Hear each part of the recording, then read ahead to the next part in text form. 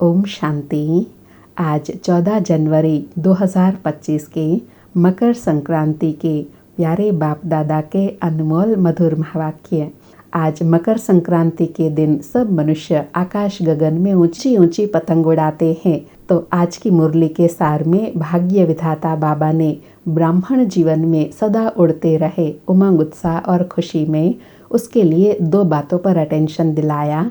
एक पढ़ाई और दूसरा देवी गुणों पर अटेंशन देना है। तो बाबा कहे बच्चों में क्रोध का अंश भी नहीं होना चाहिए। देह अभिमान में आकर कोई से रफ डफ बोलते हैं तो बाबा कहते हैं यह तो क्रोधी है, यह भूत बच्चों से निकल जाना चाहिए। बाबा कहे क्रोध 1-2 को दुख देता है और मोह बहुतों को दुख नहीं देता है। जिसको मोह होता है उनको ही दुख होगा। इसलिए बाबा कहते हैं इन सब भूतों को भगाओ। हम अभी देवता बनने वाले हैं, हमें देवी गुण धारण करने हैं।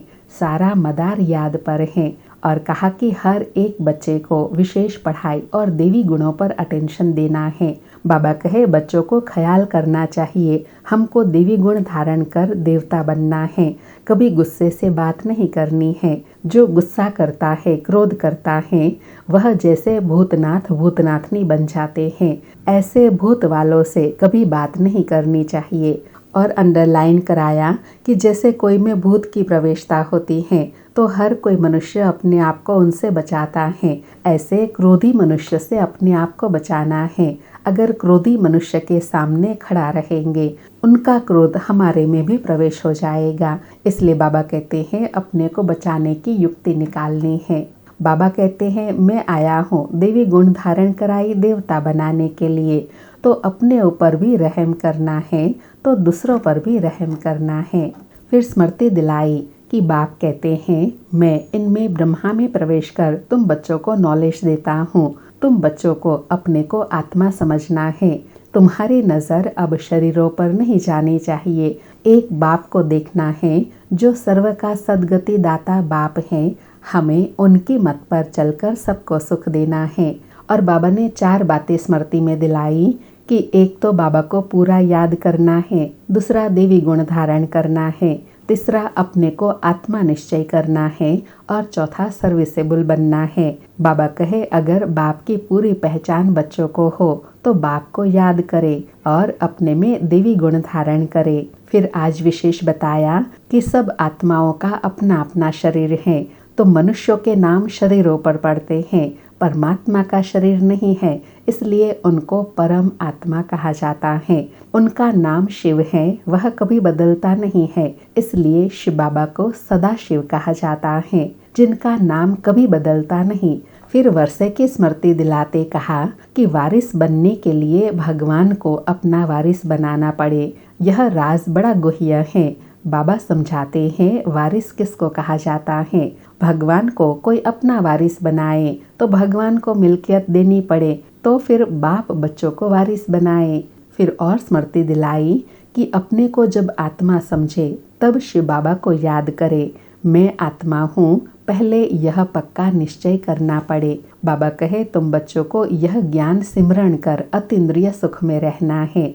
बाबा तो बहुत सारे पॉइंट्स देते रहते हैं, तो यह याद रहना चाहिए कि हमें स्वयं भगवान पढ़ाते हैं।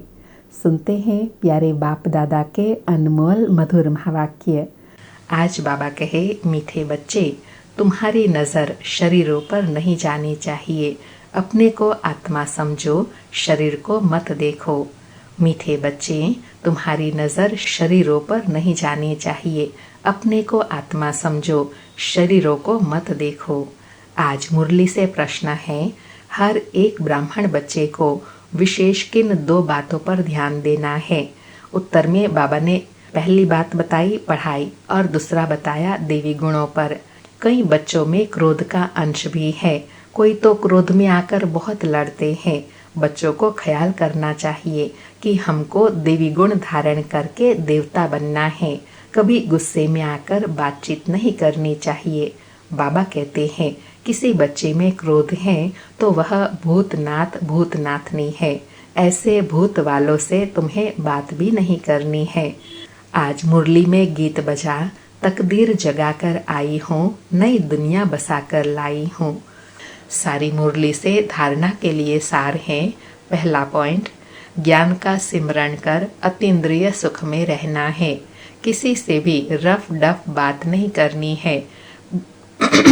कोई गुस्से से बात करे तो उनसे किनारा कर लेना है। दूसरा पॉइंट, भगवान का वारिस बनने के लिए पहले उन्हें अपना वारिस बनाना है। समझदार बन अपना सब बाप हवाले कर ममत्व मिटा देना है। अपने ऊपर आपे ही रहम करना है। आज प्यारे सतगुरु बाबा का वरदान है, साक्षी हो ऊंची स्टेज द्वारा सर्व आत्माओं को सकाश देने वाले बाप समान अव्यक्त फरिश्ता भव। साक्षी हो ऊंची स्टेज द्वारा सर्व को सकाश देने वाले बाप समान अव्यक्त फरिश्ता भव। स्पष्टीकरण है, चलते फिरते सदैव अपने को निराकारी आत्मा और कर्म करते अव्यक्त फरिश्ता समझो तो सदा खुशी में ऊपर उड़ते रहेंगे। फरिश्ता अर्थात ऊंची स्टेज पर रहने वाले। इस देह की दुनिया में कुछ भी होता रहे, लेकिन साक्षी हो सब पार्ट देखते रहो और सकाश देते रहो। सीट से नीचे उतरकर सकाश नहीं दी जाती। ऊंची स्टेज पर स्थित होकर वृत्ति दृष्टि से सहयोग की कल्याण की सकाश दो, मिक्स होकर नहीं। तब किसी भी प्रकार के वातावरण से सेफ रहे बाप समान अव्यक्त फरिश्ता भव के वरदानी बनेंगे। बाबा कहे सबको सकाश तभी दे सकेंगे जब ऊंची स्टेज पर अपने आप को स्थित कर देंगे। अगर मिक्स होंगे तो वातावरण से सेफ नहीं रह पाएंगे। इसलिए पहले स्वयं को श्रेष्ठ ऊंची स्टेज में स्थित करना है, फिर सकाश देना है। आज का स्लोगन है, योग बल द्वारा दुख को सुख में और अशांति को शांति में परिवर्तन करो। अर्थात बाबा कहते हैं याद के बल में इतनी शक्ति है जो दुख को भी सुख में परिवर्तन कर सकते हैं, अशांति को शांति में परिवर्तन कर सकते हैं। अच्छा, मीठे मीठे सिकिलधे बच्चों प्रति माता पिता बाप दादा का याद प्यार और गुड मॉर्निंग। रूहानी बाप की रूहानी बच्चों को नमस्ते। हम रूहानी बच्चों की रूहानी माता पिता बाप दादा को याद प्यार गुड मॉर्निंग और नमस्ते नमस्ते। आज अव्यक्त मास का विशेष पुरुषार्थ है, अपनी शक्तिशाली मनसा द्वारा सकाश देने की सेवा करो। आज बाबा कहे अपनी शुभ भावना, श्रेष्ठ कामना, श्रेष्ठ वृत्ति, श्रेष्ठ वाइब्रेशन द्वारा किसी भी स्थान पर रहते हुए मनसा द्वारा अनेक आत्माओं की सेवा कर सकते हो। इसकी विधि है लाइट हाउस माइट हाउस बनना। इससे स्थूल साधन वाचा व समय की प्रॉब्लम नहीं है, सिर्फ लाइट माइट से संपन्न बनने की आवश्यकता है। आज बाबा कहे मनसा सेवा की सबसे सहज विधि क्या है कि एक श्रेष्ठ स्थिति में अपने आप को स्थित कर दो और लाइट हाउस माइट हाउस बन अनेक आत्माओं को वाइब्रेशंस देते जाओ। अच्छा, ओम शांति। शुक्रिया बाबा, शुक्रिया।